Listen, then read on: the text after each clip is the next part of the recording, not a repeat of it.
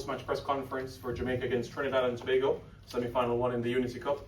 We're joined with the head coach of the Jamaica Senior Men's National Team, the Reggae Boys, Coach Steve McLaren. Before we open the floor for questions, we're going to have a few opening remarks from Coach in reflection, and then we'll open the floor for questions. So Coach, initial reaction, boys in London, and a win. Yeah, and I think it was always going to be a difficult game for the full 90 minutes because one day's preparation was not ideal. People flying over, jet lagged. Most of the players not playing for 3 weeks, and so they've done remarkably well to come away with a victory. Delighted with the first half. I thought we were excellent. Really should have been a few more than just the one we got. And then we got the second and relaxed a little bit. And then we thought we were just planning for penalties, and thank God we got a penalty, just for one. And Richard King smashed it away perfectly. I think it was important to win.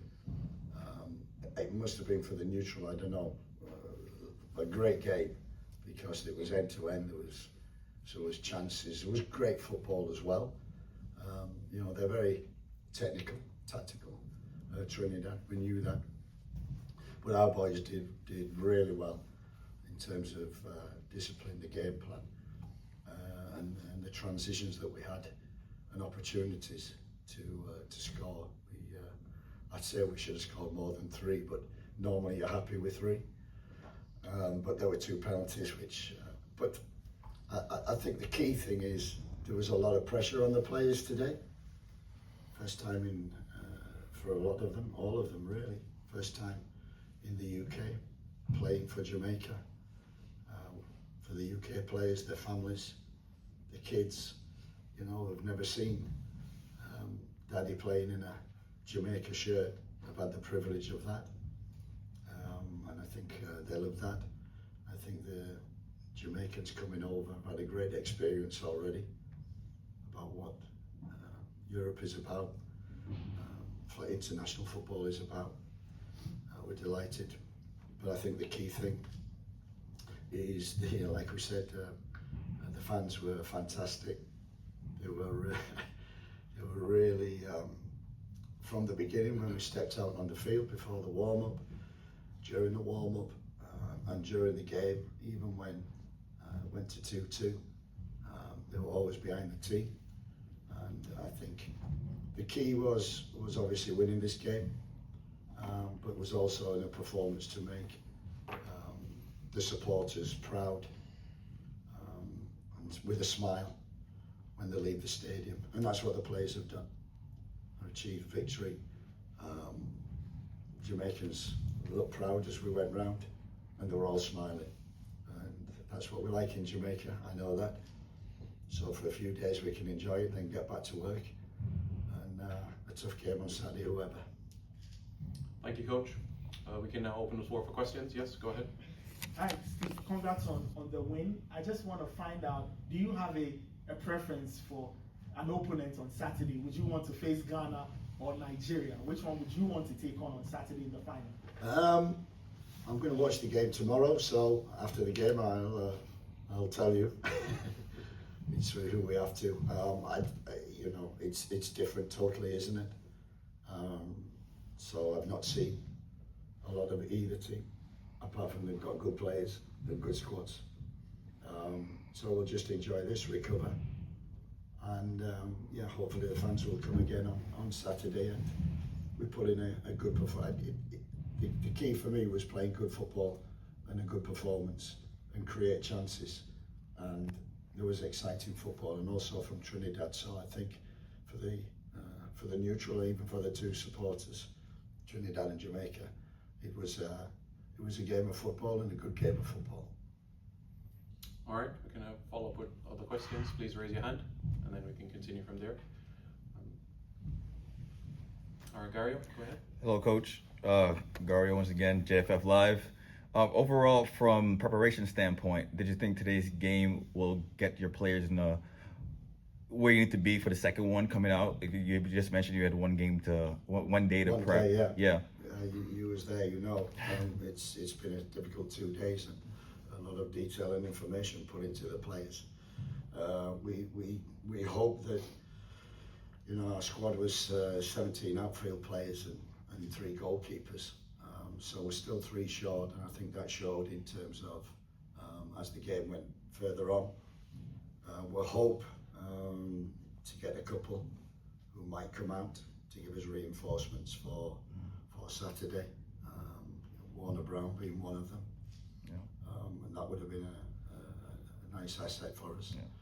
So hopefully we'll recover, have a couple of days to prepare, be in better shape for a tough game on Saturday. Yeah, and as far as being resilient, this is like another 3rd game this year alone where we finish it off very much towards the end of the game where we come out with a victory. What does that say about the team's resilience and not being able to like give up and play the full 90 minutes?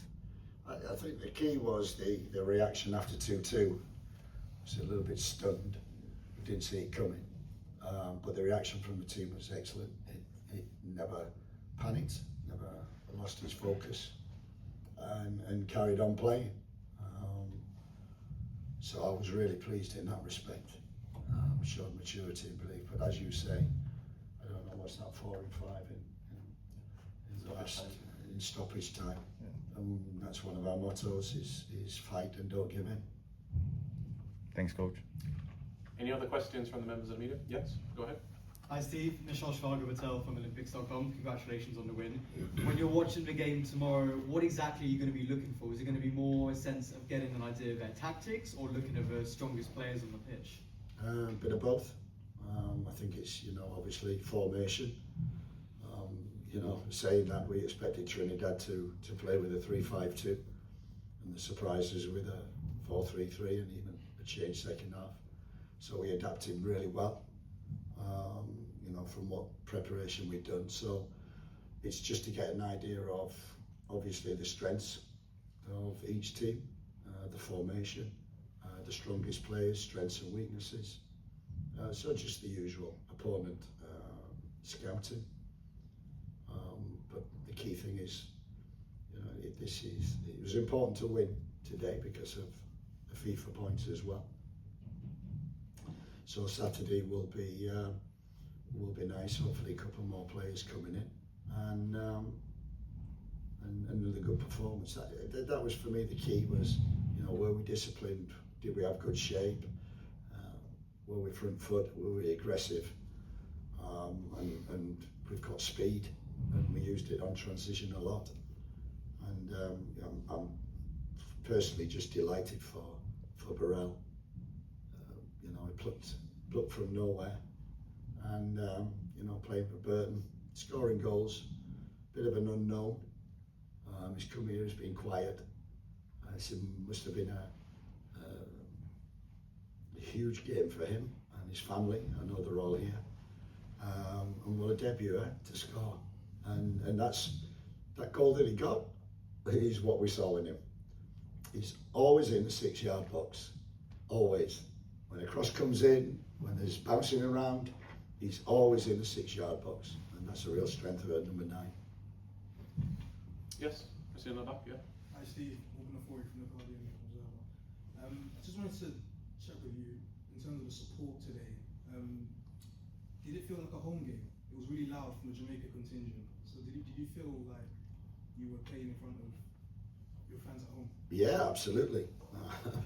They're always vocal, home or now away. And it was just, you know, that's why we're here. And I said that from the first press conference, why we're here. We're here for experience for the Jamaica players playing UK. The UK players to play in front of family and friends and kids wearing a Jamaica shirt. But most important for, you know, 2.5 million people in this country, 500,000 living in London. Yeah, and it felt like, you know, we had them all in here, the noise they made, and you know, when you're in Jamaica, there's a lot of noise. Any further questions? Yes, go ahead. Steve, you said that you plucked Burrell from nowhere. Could you just elaborate where you found him, when you saw him? and how you came to graft him into your squad. Yeah, we, in fact, we're about halfway through the season, and we've got good people on the ground, and we're always searching. Recruitment is so important for us, and definitely since Mikel Antonio got injured, we've been looking for a number 9, and you know, we had Warner Brown, who had a great game against St Vincent and scored goals. We didn't have him because of visa problems. Hopefully they're solved and he can come over. So we're a little short of a 9, and we've watched him. And I know Gary Boyo very well, so I had a chat with Gary as well. And you know, the key thing why we brought him in is because he's a worker, he's a runner, and he runs in behind, and he's always a threat. And the key thing is he's always in the middle of the goal. What he has to do is obviously the ratio of chances that he gets, he needs to score. But if he's composed and he learns, that will come. So I'm delighted for him and gave exactly what we expected. So you were just tipped off about him, like go and see this guy, he's playing really well for this club. Yeah, that's right. We've got a lot of people on the ground. A lot of names have been mentioned, and yeah, we just saw him, watched him a lot on Y-Scout, followed him from half the season on, and he kept scoring goals. But as I said, you know, in this team we got to run, and he can run, and he's a pet. What are the levels? I think what we sometimes do and in football is look at the instant and don't look at the late developers. And we've looked at quite a few of them late developers playing in the Championship, First Division, Second Division even. Not so much the Premier League because we know the quality, but it's up to him. And what you get tested. So he's coming to Burton, he's been thrown in there, and he's had a great season and scored 11 goals, I think. And now he's made his debut here, so that has put him in a higher profile. Now can he step up? And what players tend to do, it's like Richard King, who's got a lot of attention in Europe, in the UK, and I've been saying, banging the drum, I say that boy can step up to whatever level he's put in. At the moment, he needs to get off the island and he needs to play in a better competition.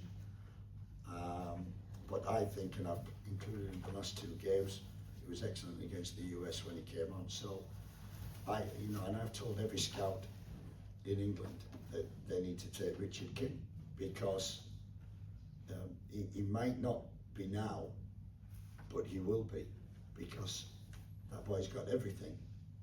He's got everything, and he plays to the level that he's in. So if he jumps up and plays in the UK and more intensity, First Division, Championship, in time he will adapt to that. So Richard King, he needs time, but I would, if I was at the football club, I would take him, because I think he can be a real asset in terms of he can defend, he's quick, when he wants to be, he can play to the level, whatever, and I just hope that someone takes a chance on it. Members of the media, thank you very much for your time. We appreciate it, and see you on Saturday. Thank you.